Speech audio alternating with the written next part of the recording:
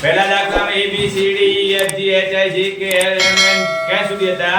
ઘણા બધા દાખલા આપણે અપૂર્ણાંકના સરવાળા અને બાદબાકી કર્યું. હવે અપૂર્ણાંક સંખ્યામાં 7.6 નો બીજો દાખલો જોઈએ. શું કહે છે? રકમ તમને સમજતા આવડતી હોય ને તો તમે વ્યવહારિક કોયડાનો ઉકેલ કરી શકો. જો રકમને સમજો. બીજો દાખલો છે. અહીં ધ્યાન રાખજો બેનો. વાતો કરવામાં ધ્યાન રાખ્યા વગર અહીં ધ્યાન રાખો. નવીન સરિતાએ 2/5 મીટર રિબીન ખરીદી. કેટલી રિબીન છે ભાઈ? 2/5 મીટર.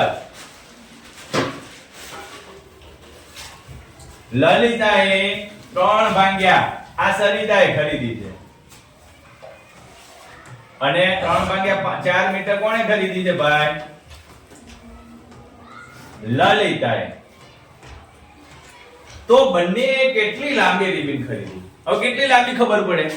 તો કે બંને લાંબી રિબીન કરે પછી બે ભેગી કરી દે તો ખબર પડી જાય ને કે કેટલી લાંબી રિબીન છે. બરોબર? તો ભેગી કરવાની વાત આવે ત્યારે બંનેનો સરવાળો કરીશું. 3/4 વત્તા 2/5. તમે 2/5 વત્તા 3/4 પણ લખી શકાય. પણ આપણે આ રીતે લખ્યું તો કાંઈ વાંધો નહીં. ચલો પહેલું જ કામ શું કરવાનું? છેદ સરખા કરવાના. ચોગડો છે તો એને પાંચડા વડે ગુણો. અહીંયા શું છે? પાંચડો છે તો એને શેના વડે ગુણવાના? ચોગડા વડે. તો ચોગડા વડે ગુણો. અહીંયા પાંચડા વડે ગુણો છેદમાં. વિપુલ છેદમાં કેટલા વડે ગુણ્યા? 5 વડે. તો અંશમાં પણ કેટલા વડે ગુણવાના? 5 વડે.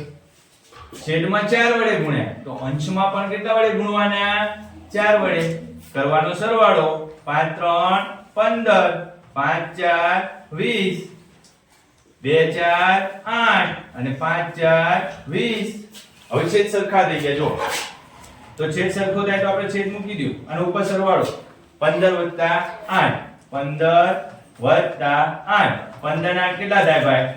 23 અને નીચે કેટલા થાય? 20. મિશ્ર અપૂર્ણાંકમાં લખવું હોય તો લખાય. કેવી રીતે લખાય? તો કે 20 એકા 20 ને 3 23 થઈ જાય ને. ઉપર મોટી સંખ્યા જોઈશું, બાકી તમે લખી શકાય નહીં. સમજાઈ ગયું કે ફરીથી શું કહેવા માંગે છે ભાઈ?